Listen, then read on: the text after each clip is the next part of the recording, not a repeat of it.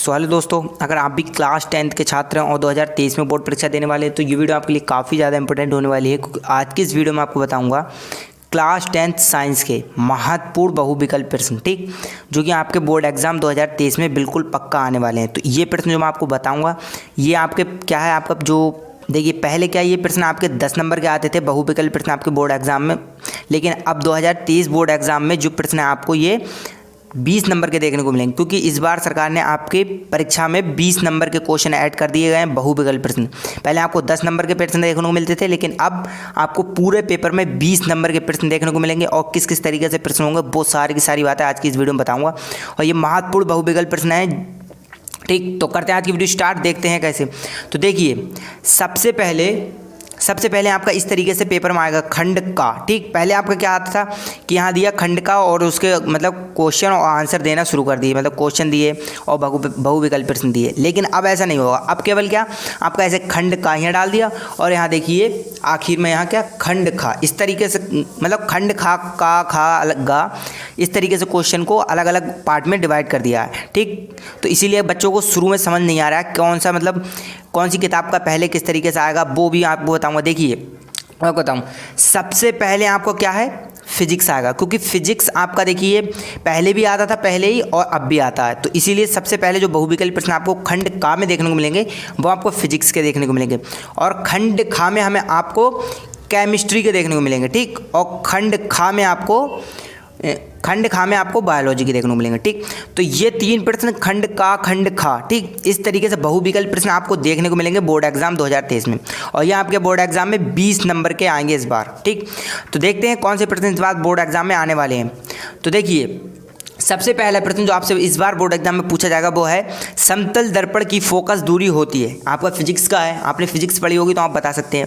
बताइए समतल दर्पण की फोकस दूरी क्या होती है, शून्य होती है या अनंत होती है या 25 सेंटीमीटर या -25 सेंटीमीटर। अब आपके 4 ऑप्शन दिए, इन 4 ऑप्शन में से आपको बताना है कि आपकी समतल दर्पण की फोकस दूरी कितनी है। तो मैं आपको बताता हूँ, समतल दर्पण की फोकस दूरी होती है अनंत, ठीक। आपको पता ही होगा समतल दर्पण की अनंत ही होती है। तो देखिए आपका एक पहला क्लियर हुआ। अब देखिए दूसरा जो आपको तैयार करना है वो दूसरा प्रश्न आपका आंखों में प्रवेश करने वाली प्रकाश की मात्रा का नियंत्रित करता है। अब आपसे पूछ रहा है जो आंखों में रोशनी मतलब जो लाइट है वो हमारी आंखों में प्रवेश करती है वो उसको कौन नियंत्रित करता है, मतलब दावत देता है। तो देखिए इसमें ऑप्शन दिया आपको पुतली, श्वेतमंडल या सिलरे पेशियाँ। अभी आपके 4 ऑप्शन दिए, इन 4 ऑप्शन में से आपको बताना है कि आपका राइट आंसर कौन सा है। तो देखिए मैं आपको बताता हूँ, इसमें राइट आंसर आपका है पुतली, क्योंकि लाइट को मतलब आपको कोई भी चीज़ दिखाने का या लाइट को कैप्चर करने का काम किसका होता है, पुतली का होता है, ठीक। तो इसमें आपका राइट आंसर हुआ पुतली, ठीक। और देखिए अब तीसरा प्रश्न जो आपको तैयार करना है 2030 बोर्ड एग्जाम के लिए वो है आपका सिलिकॉन पदार्थ का होता है। अब जो पूछ रहे हैं सिलिकॉन है जो वो किस पदार्थ का होता है वो आपको बताना है, ठीक, तीसरे प्रश्न में। तो आपको बताना है सिलिकॉन कौन से पदार्थ का होता है। तो देखिए ऑप्शन दिया है इसमें आपका सुचालक का होता है या कुचालक का होता है या अर्धचालक का होता है या कोई नहीं। अब 4 ऑप्शन दिए, आपसे पूछ रहा है कि सिलिकॉन है जो वो बताना आपको किस पदार्थ का बना होता है, कुचालक का, सुचालक का या इनमें से किसी का नहीं। तो देखिए मैं आपको बताता हूँ, इसमें आपका राइट आंसर रहेगा ऊर्ध्वचालक का, ठीक, अर्धचालक का, ठीक। ये आपका पहला आंसर हो गया, ठीक। अब देखिए चौथा प्रश्न जो आपके बोर्ड एग्जाम के लिए आपको तैयार करना है वो है चुंबकीय क्षेत्र का मात्रक है। अब आपसे पूछ रहा है जो चुंबकीय क्षेत्र है इसका मात्रक क्या है वो आपको बताना है। इसमें देखिए ऑप्शन दिया आपका वेबर मीटर या वेबर मीटर 2 या वेबर मीटर 2 वेबर मीटर। अब ये 4 ऑप्शन दिए आपको, 4 ऑप्शन में से आपको बताना है कि आपका राइट आंसर कौन सा है। देखिए दिया है वेबर मीटर, वेबर या मीटर या वेबर मीटर या वेबर या मीटर 2। तो इसमें देखिए आपका राइट आंसर रहेगा वेबर या मीटर 2, ठीक। ये आपका राइट आंसर हो गया। आपको ये नहीं मतलब कुछ बच्चे ऐसे भी कंफ्यूज भी हो जाएंगे कि यहाँ तो खाली यही तो फ़र्क है, तो ये भी तो हो सकता है, पर इसमें ये देखिए या का चिन्ह दिया है, ठीक, ये या का चिन्ह होता है। तो इस वजह से ये क्या है आपका दूसरा आपका राइट आंसर होगा, ठीक। अब देखिए 5वां प्रश्न जो आपको तैयार करना है वक्रता त्रिज्य का मात्रक होता है। तो इसमें ऑप्शन दिया आपका मीटर होता है, सेंटीमीटर होता है या मिलीमीटर होता है, इनमें से सभी।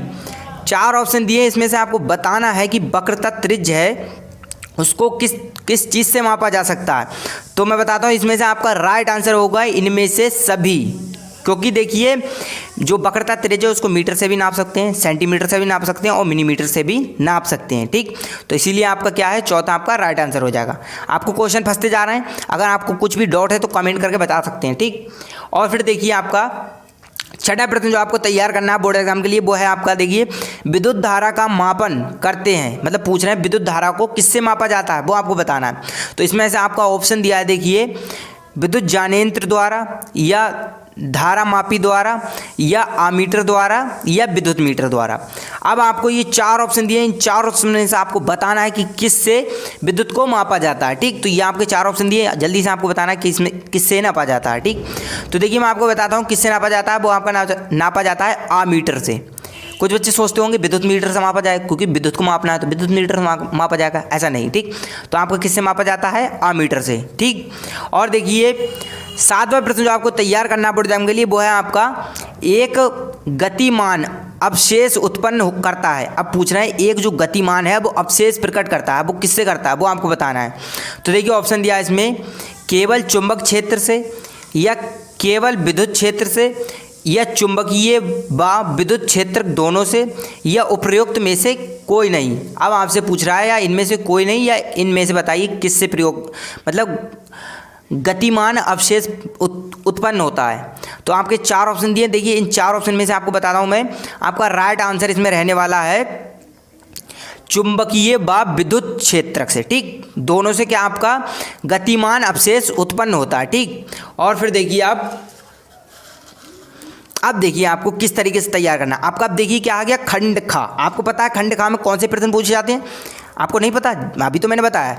देखिए खंड खा में आपसे पूछा जाएगा सी, मतलब केमिस्ट्री से, ठीक, समझ गए आप। तो खंड खा अब इस तरीके से, अब पहले आपको क्या, जैसे खंड का आपने सॉल्व किया तो उसके क्वेश्चन भी आपको दे दिए जाते थे, लेकिन अब नहीं, अब आपको क्या खंड का सॉल्व करेंगे तुरंत आपको खंड खा मिल जाएगा बहुविकल्पीय का, ठीक। तो देखिए अब इसमें बहुविकल्पीय आपको कैसे तैयार करना है, इसका देखिए केमिस्ट्री के 8वें प्रश्न इसमें दिया है, देखिए तप्त निकली चूर्ण की उपस्थिति में एसिटिलीन तथा हाइड्रोजन की अभिक्रिया कहलाती है। अब आपसे पूछ रहा है तप्त निकली चूर्ण, जो मतलब चूर्ण है उसमें कौन सी प्रक्रिया होती है, अभिक्रिया, वो आपको बताना है हाइड्रोजन द्वारा। तो देखिए इसमें आपसे पूछ रहा है विस्थापन अभिक्रिया होती है या योगात्मक अभिक्रिया होती है या वियोजन अभिक्रिया होती है या अपघटन अभिक्रिया होती है। अब ये चार ऑप्शन दिए, इन चार ऑप्शन में से आपको बताना है कि कौन सी घटना होती है, अभिक्रिया होती है, वो आपको बताना है। तो देखिए मैं आपको बताता हूँ कि इसमें आपका राइट आंसर रहने वाला है योगात्मक अभिक्रिया। कौन सी, योगात्मक अभिक्रिया होती है, ठीक, आपको पता चल गया। और फिर देखिए आप पूछ रहा है आपसे, ये तो वेरी वेरी इंपॉर्टेंट, इसको तो आप तैयार करके और वैसे भी ध्यान रखें इसको, शुद्ध जल का मापन होता है। अब आपसे पूछ रहा है शुद्ध जल का मापन कितना होता है, पीएच मान, सॉरी पूछ रहा है, देखिए इसमें 9वें प्रश्न में शुद्ध जल का पीएच मान कितना होता है। तो शुद्ध जल का पीएच मान आपको बताना है कितना होता है। तो देखिए इसमें ऑप्शन दिया है आपका 0 होता है या 1 होता है या 7 होता है या 14 होता है।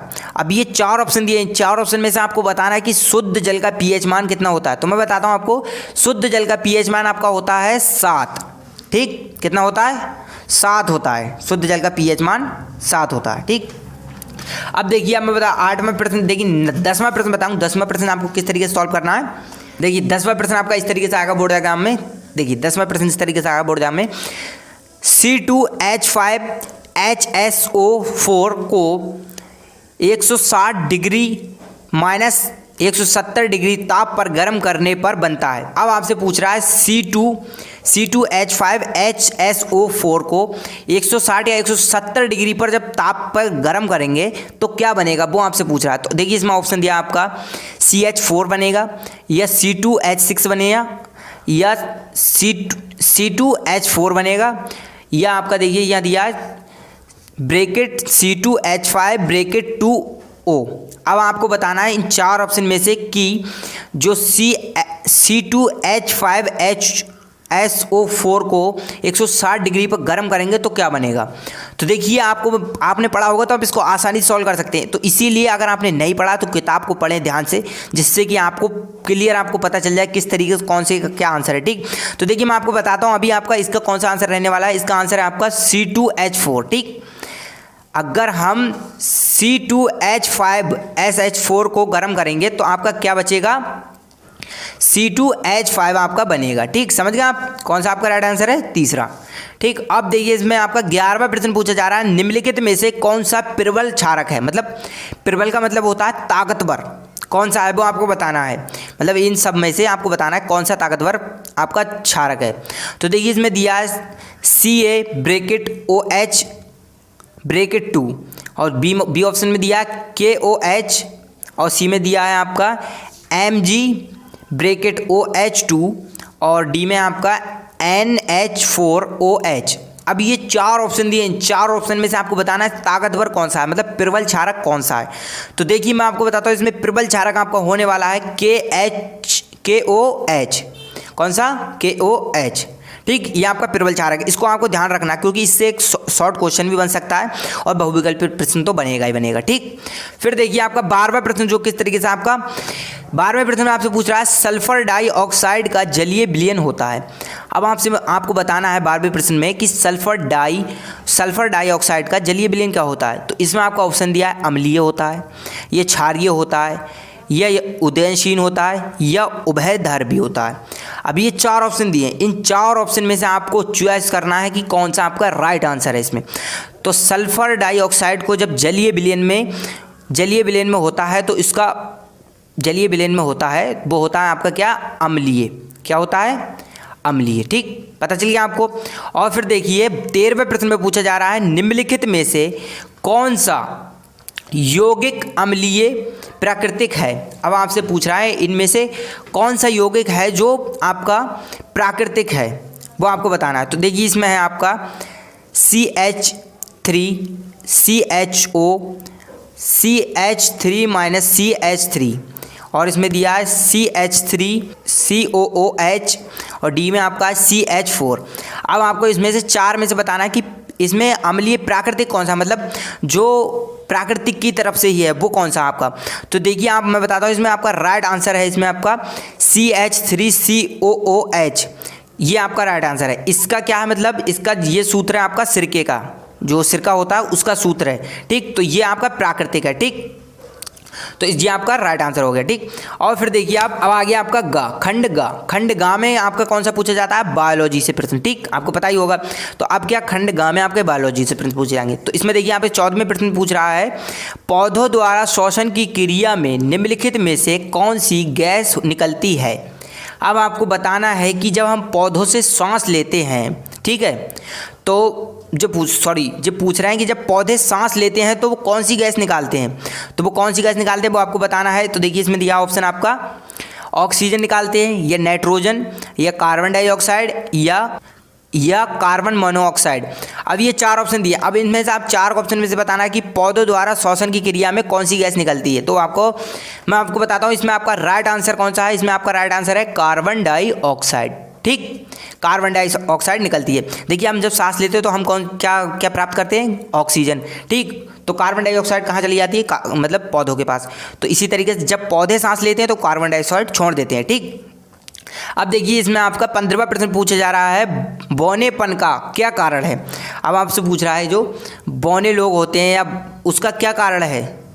तो देखिए इसमें ऑप्शन दिया आपका एड्रेनल के स्राव की कमी, या वृद्धि हार्मोन के स्राव की अधिकतम, या वृद्धि हार्मोन के स्राव की कमी, या इंसुलिन की अधिकतम। अब ये 4 ऑप्शन दिए हैं। इन 4 ऑप्शन में से आपको बताना है कि बौने लोग जो होते हैं उनका क्या कारण होता है, किस चीज़ की कमी होती है। तो देखिए मैं आपको बताता हूँ उनकी क्या कमी होती है। उसमें उनको वृद्धि हार्मोन स्राव की कमी होती है, इसी वजह से क्या वो बौने होते हैं। ठीक, तो आपका राइट आंसर हुआ वृद्धि हार्मोन की कमी से। ठीक, ये आपका राइट आंसर हो गया। ठीक, बौनेपन के कारण ये है।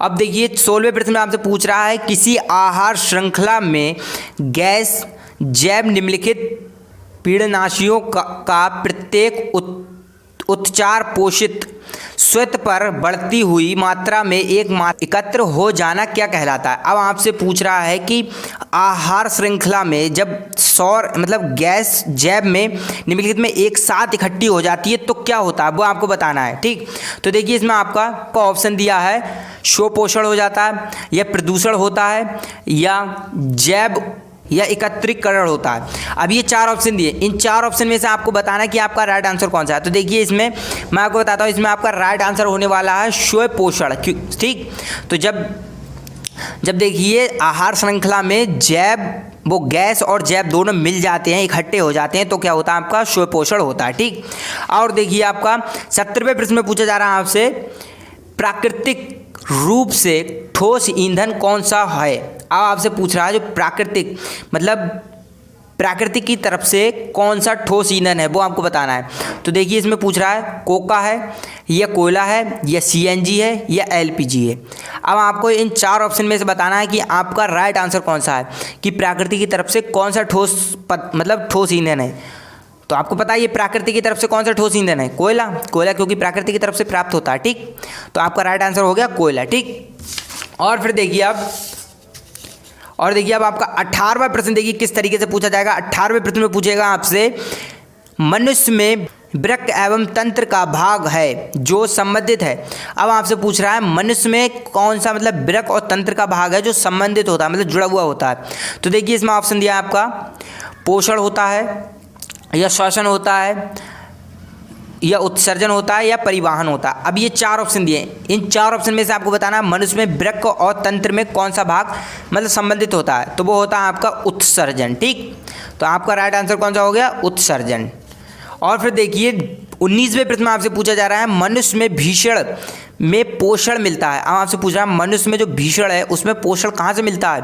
तो देखिए पूछ रहा है इसमें, देखिए ऑप्शन दिया आपका अंडाशय से मिलता है, पोलोसेट से मिलता है, या ब्रक से मिलता है, या फ्लोफीन ट्यूब से।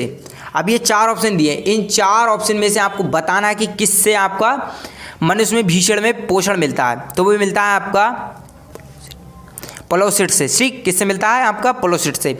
और फिर देखिए आपसे पूछा जा रहा है, मेंडल के अनुसार मटर के बौने पौधे का जीन रूप होता है। पूछ रहा है कि मेंडल मतलब जो मेंडल है उसके अनुसार मटर के पौधे का बौने होने का जीन रूप कौन सा है। तो देखिए ऑप्शन दिया है इसमें देखिए आपको पहला ऑप्शन पूछ रहा है 2 कैप्टन टी, या कैप्टन टी स्मॉल टी, या स्मॉल टी मतलब 2 स्मॉल टी, या स्मॉल टी, या कैप्टन टी। अब ये 4 ऑप्शन दिए, इन 4 ऑप्शन में से आपको बताना है कि कौन सा मतलब बौने पौधे का जीन रूप होता है। तो मैं बताता हूँ, बौने पौधे का जीन रूप होता है small T, double small T. ठीक, कौन सा आपका राइट आंसर हो गया, सी। ठीक, तो देखिए आपको पता चलेगा कौन सा आपके प्रश्न जो आपके बोर्ड एग्जाम में आने वाले हैं इसी तरीके से प्रश्न पूछे जाएंगे, क्योंकि देखिए पहले पूछा जाएगा खंड का, फिर खंड खा, उसके प्रश्न पूछे जाएंगे। आपसे क्वेश्चन नहीं पूछा जाएगा, आपको पता भी यही है कि, और ये भी आपको ध्यान रखना है कि कौन से खंड से कौन से प्रश्न पूछे जाएंगे। तो देखिए आपके खंड का से आपके पूछे जाएंगे फिजिक्स के, और खंड खा से आपसे पूछे जाएंगे केमिस्ट्री के, खंड गा से आपसे पूछे जाएंगे बायोलॉजी के। ठीक, आपको पता चल गया। और देखिए मैंने जो प्रश्न बताए ये वेरी इंपॉर्टेंट है आपके बोर्ड एग्जाम के लिए, तो इनको आप तैयार करेंगे, बोर्ड एग्जाम में आपको अच्छे खासे नंबर इन्हीं से मिल जाएंगे। ठीक, तो आज के लिए इतना ही, मिलते हैं अगली वीडियो में। Thank you.